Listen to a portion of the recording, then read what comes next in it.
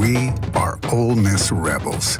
As Mississippi's flagship university, we dig deeper, see farther, work harder. We pioneered human organ transplants. We helped prove Einstein's theory of gravitational waves. We are conducting life-changing research that solves the problems of today. We are Ole Miss, transforming lives and the world. Welcome to the Palmcast with Stephen Willis. Now we're going to do things a little different.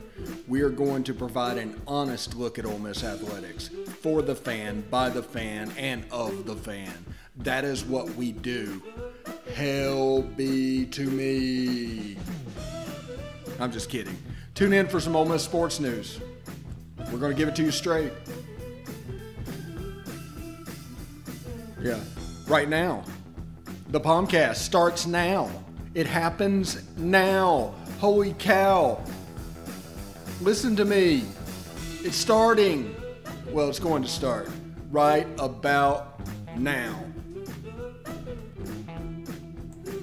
Good morning, good morning, good morning. Welcome to the Palmcast. I am your host on this magical mystery tour that we call Ole Miss Fandom, Stephen Willis, and thank you very much for joining me today.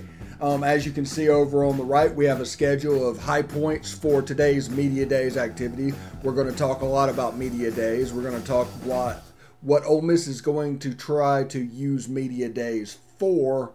And we're going to discuss breakout players over the course of the season from the newcomers, as you can see them popping up as well. That's what we're going to get to do on today's show. But thank you very much for joining us. Before we get started, I want to tell you about Travel and Cruise World.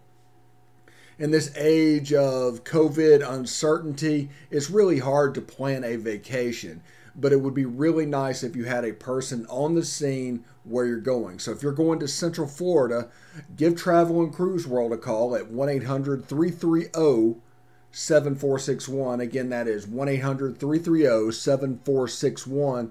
And those guys will take care of you. They'll let you know the rapidly changing situations that come up and what you need to know for your vacation so you're not ending up wasting money for something that eventually is not going to happen. So give Scott a call. Tell him I sent you over. That is 1-800-330-7461, and they will help you out. Also, if you want to watch the show, we're available on Twitter at The Stephen Willis and at The Rebel Walk. You can catch us on Facebook at facebook.com/Palmcast, P-O-M-C-A-S-T. Give us a follow, give us a like. We'd appreciate that. We have a group as well over there that you can participate in the conversation. You can also catch us at facebook.com/The Rebel Walk. Same thing. Like, follow, whole ordeal. You can catch us on YouTube at Positively Ole Miss. Subscribe, hit the bell. They do a really good job. They're probably the best notification system out there. So you'll not only know that we're streaming, you'll know what we're streaming about, and you can determine if it's something you want to watch live, you want to catch on demand. It's a really cool feature. So I would highly recommend subscribing and hitting the bell and taking all notifications in at YouTube as well. And we're on Twitch at Positively Ole Miss, all one word. It's pretty cool. We hit 10 followers on Twitch, so that's pretty cool. So that's growing up too. YouTube's growing up. Everything's growing up. I really do appreciate it. We got nearly 20 followers yesterday on Facebook, so I appreciate all of that. Obviously this month, another record set on the podcast. And, I mean, it's just like one after another. And we got like 10 days left in July. We've already broke the record for a month. So thank you very much for that as well. If you want to catch us on the podcast, we're on Google Podcast, Apple Podcast, Stitcher, SoundCloud, Spotify, iHeartRadio, TuneIn Radio, and Pandora. We're on smaller podcatchers as well. But if we listed them all, we'd be here all day. This is only a 30-minute show. But thank you very much for joining us today. Today is Lane Kiffin Day at SEC Media Days. And that's going to be a pretty big thing, you know. What will Ole Miss use Media Days for? Because you know they're going to get there and talk all the coach speak, and they had the best offseason known to man, and they're bigger, faster, stronger, and all the stuff that people are going to say in this. But what are they using this event for? And in my opinion, it is going to be all about branding. And I don't mean individual branding, like for Matt Corral and Jalen Jones being there, although there's probably some that will come from this. But it's the full team branding, the culture. This is Ole Miss football. You're trying to build yourself up to be a juggernaut. You need to get there, and there's steps you have to take. And we are, competition. That's number one. Everything's about competition with this program. Second one is about fun. It's going to be fun to play at this program. And 3 is going to be a pro mindset. Those are the 3 elements, 3 tenets of the Ole Miss football culture.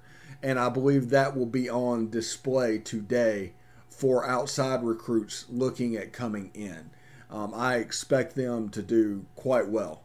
Oh, also, before we get started, there's a tweet that was sent out yesterday that Randall Joyner at I think it was the TTHC coaching clinic, and forgive me if I got that wrong, but just a massive crowd over to him. People are attracted to this man. And I don't mean that anything funny. I mean, there's a charisma about him that can help him, and it's why he is highly successful on the recruiting trail. We had a nice little uplift last week based off of Randall Joyner recruits. So it's interesting to see that is an arsenal of weapons that we can use, or weapon we can use in this fight for recruiting. And you can all these staff members are great recruiters. They would not be one of the 10 if they were not great recruiters. If you're an X's and O's only guy, you're going to be an analyst on the staff. That's just the way they're going to construct it. But I expect them to use it to brand the culture, to get the word out for the culture, have fun, the pro mindset, and of course the competition, and that'll all be said as a way to supplement a recruiting message. If you're talking to a kid and all of a sudden, hey, this is going on, it's going to be massive competition, they're going to talk about competition today. They're going to talk about pro mindset today, because those are the buzzwords that people want to hear. The main thing that recruiters want to know, or recruits want to know, is that if they go to your school, you're going to put them in the best position possible. If they don't do the work and don't get drafted, that doesn't really count. But I'm talking about, will you do the work that is required? Will you walk the walk instead of just talking the talk? And in this one-time transfer world, it is going to be imperative that you tell the truth whenever you are promising. Back in the days of pie in the sky, promising them everybody, everything, and then about July 27th, have a meeting in the team room where you tell them, hey, that was recruiting. Welcome to Ole Miss. This is going to be a different animal. No, that's not going to happen now because of the one-time transfer rule. And if you lie and you get off on the wrong foot and do not repair that relationship, they are going to bail. That is going to happen. You got 4 years to make an impression to get yourself to the league. You are about 2% of the college football players go to the league. It's some astronomically small number, even at the Power 5 level. They want to maximize those 4 years, and hopefully 3 years, if we're going to be honest about it. If it's a really great player, they're looking at 3 years. Now, unless you're somebody like Arch Manning, who has the potential to make $5 or $10 million and name, image, and likeness at Ole Miss, just based off of his name, his history, and everything going on, I understand. He might be willing to stay for 4 years or 5 years, whatever that might be. But for the number rank and file player that is a long snapper or something like that, they're trying to get to the league and they're trying to find their angles, whatever their angle is, to get where they want to be. And if you lie to them, they're going to leave. It is imperative that in this age of everything is performative, real has to come from college football coaches. It's kind of interesting, everything that's going on, because they will get out of there because of this one-time transfer rule.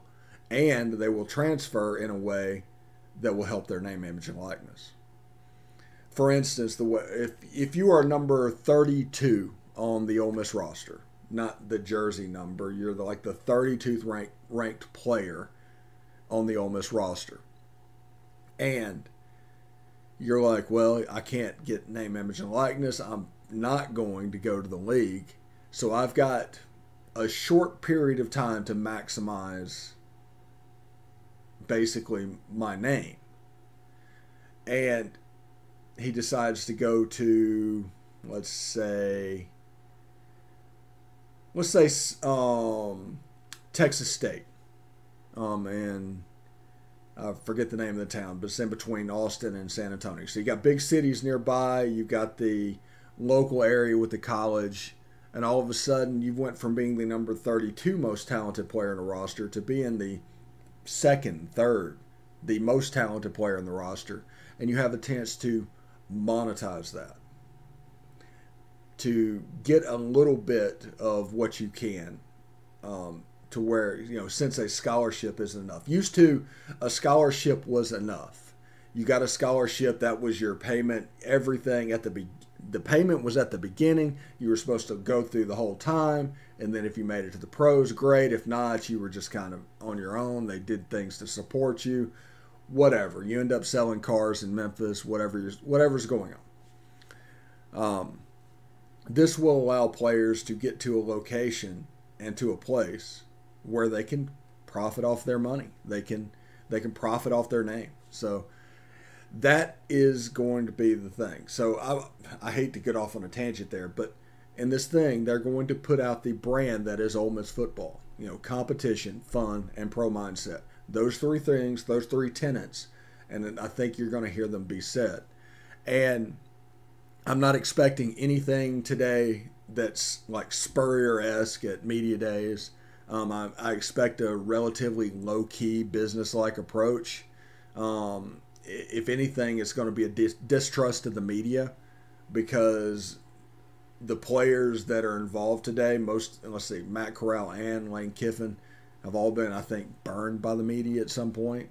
And so they're going to be highly guarded, and they're going to say what they say. But everything is going to build up them.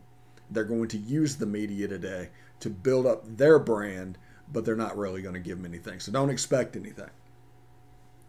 But that's the way Media Day is going to go. But the excitement, I think it was Ryan McGee did a preview on it. It's like all these coaches talking about how excited they are, It will work to build people up and get them excited about it. It's the strangest thing. People need validation to be super excited for what's going on. They need that. And that's fine. That's great. But in a situation like this year, we have a couple more weeks until fall camp, but it's officially because of that excitement. And you can feel that level raise of, well, this football season's here. Let's do this. This is all real. Yesterday we had Shane Beamer, Dan Mullen, and Ed Orgeron. Today, Josh Heupel, Mark Stoops, Kirby Smart, and Lane Kiffin. Let's do this. And this 4-day adventure that we have. Today is Kiffin, tomorrow's Leach, by the way, in case y'all are curious about that. But tomorrow I anticipate getting on here and talking about what was said, what they're going to do, and it'll be fun. It'll get down into the nuts and bolts of actually breaking down what's happening. We're not doing list season anymore. We're into talking season, but we're going to get to camp in a little bit. We're hoping tonight. It hasn't been set up. It hasn't been done, but I'm hoping to get an instant reaction done tonight from Media Days from Hoover. So if I can make that happen, look for that. If not, I apologize for bringing it up. Tonight we have the Best of the West. That is Kevin Bohannon and Jake Thomas leading the ship on that. You saw Beast of the East last night with Craig Ladd and Corey Burton talking about the Eastern Division. This is going to be the Western Division equivalent. This is going to be a conference look at what's going on, but it's going to be like narrowed into a division. It's going to be really cool. And it's outside perspectives, because I wanted you guys to have outside perspectives, because that matters. we like to pretend it doesn't matter, but it matters. So they're going to, discuss what's important to them, and you're going to get to see.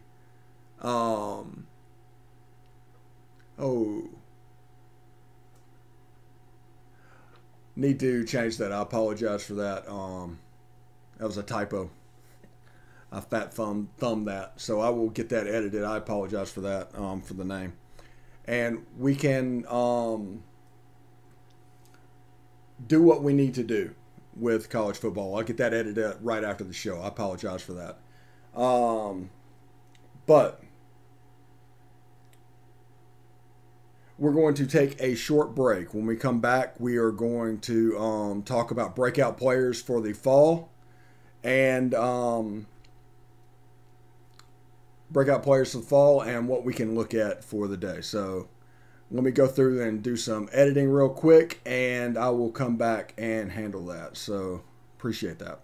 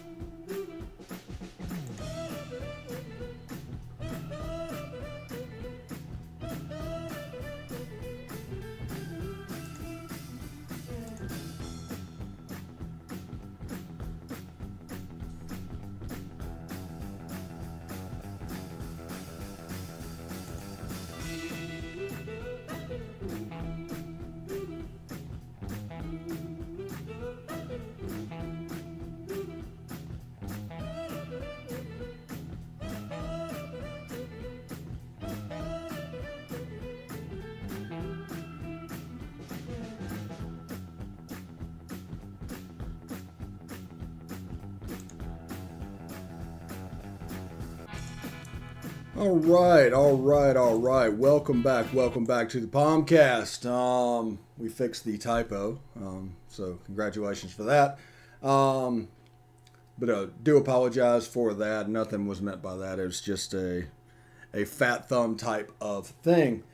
Now, I am really excited about this year. Before we get started, I do want to tell you about the Rebel Walk. Evelyn and her team do a fantastic job. They provide a subscriber level experience for no money. All that it costs you is your time, and boy, oh boy, is it worth it. So they have experts for all three of the major sports, everything that's going on. We do all kinds of stuff, instant reactions, previews, all kinds of stuff video-wise that I work with them, but they provide a print alternative to what's going on. So give them a look at the rebelwalk.com. That is the rebelwalk.com. All right, breakout players for this year. I'm looking for newcomers, so that'd be transfers and signees. That's where I'm going with that. Number one on the list is I'm absolutely looking at Tysheem Johnson. I've been high on him ever since he signed back in December.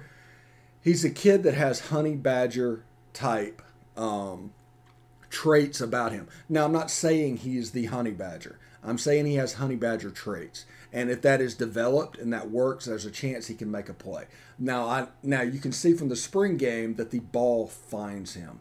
For whatever reason, the ball finds where he is going to be. He should have had 2 or 3 picks in the spring game. Ended up with 1. but not bad for a true freshman that was 15 practices into his college career at that point. But is just a great player. I'm looking forward to seeing him grow and develop over the years and seeing what he can become. Number 2, I'm looking at Braylon Brown. He is a receiver in the mold of,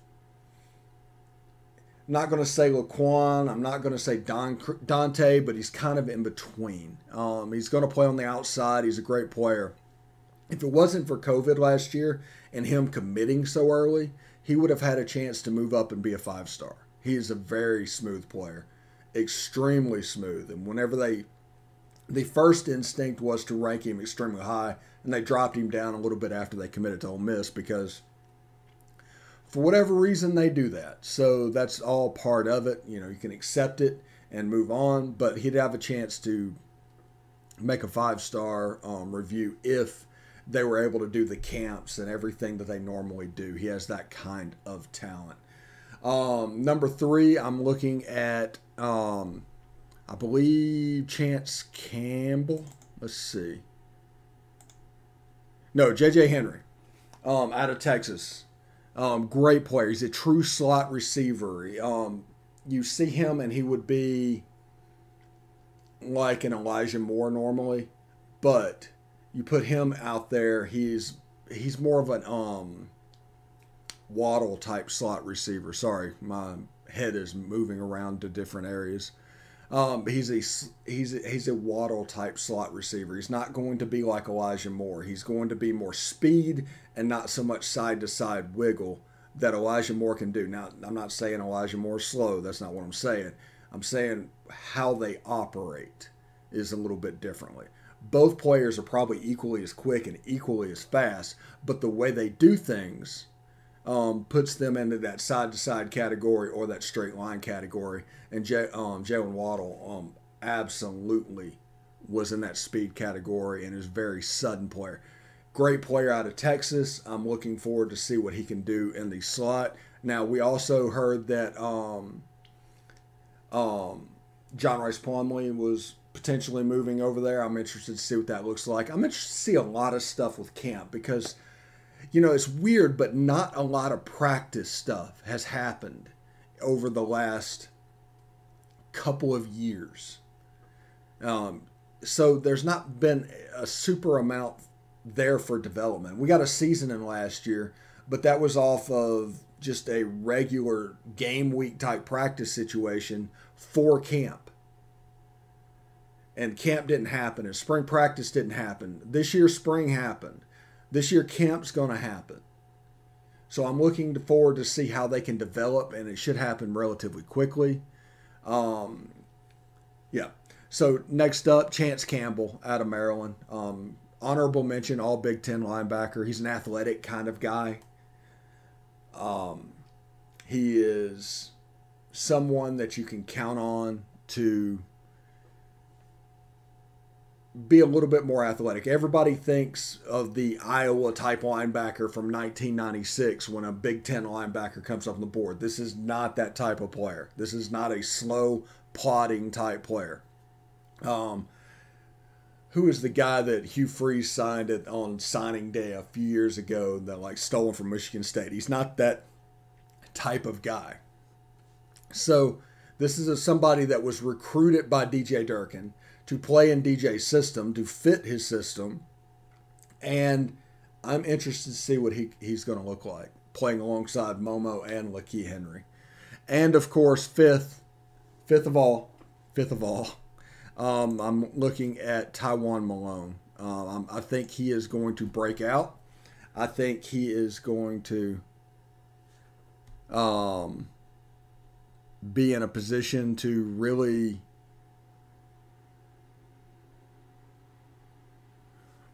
do things for the team. And you will see him this year flash. He will absolutely flash. And that is going to lead him into the future. Now, Jamon Gordon, Isaiah Iton, I'm equally excited to see them. But with Tywone having 4 years, I'm really going to put him on the list and look at what he's doing. Now, this year, I expect Isaiah and Jamon to make a play for a starting role. I expect Taiwan to flash, relieving these guys of duty. And by next year, I expect Taiwan to be one of the guys. I expect him to displace them. But that's just all part of it. It's going to be all part of it. And I'm going to be really excited to see the process between, especially on the defensive side of the ball. And this list, I named as a breakout player a defensive lineman, a linebacker, and a defensive back. That's all three levels to go with 2 wide receivers. And that's not even hitting Matt Corral or Jerry and Ely or John Rice Plumlee or guys on the outside like Braylon Sanders and Jonathan Mingo. We've been waiting on Jonathan Mingo for a couple of years now. Next year could be his year to break out. He's got all the tools. So there's a lot of weapons on the offensive side of the ball. I'm looking forward to seeing that. And basically what they can do, what they will do. And like I said, I'm really, really excited about this football season, more so than I've been in quite a long time, probably since 2016. So I'm probably going to give you a couple minutes. I'm going to give you a couple minutes back now. Give you a couple minutes back. Enjoy media days today. Lane Kiffin, Matt Corral, Jalen Jones. The schedule is up. I'll put it up real quick. Take that in for the next 30 seconds or so, and know where the players are going to be and how to watch. It's going to be on the SEC Network, but essentially a 2-hour proposition that they're going to talk to players, they're going to talk to coaches, and then they're going to break down the questions that they see as outsiders, what Ole Miss needs to do. So enjoy that. Enjoy the day. And we'll be back tomorrow with more Palmcast. Until then, howdy toddy.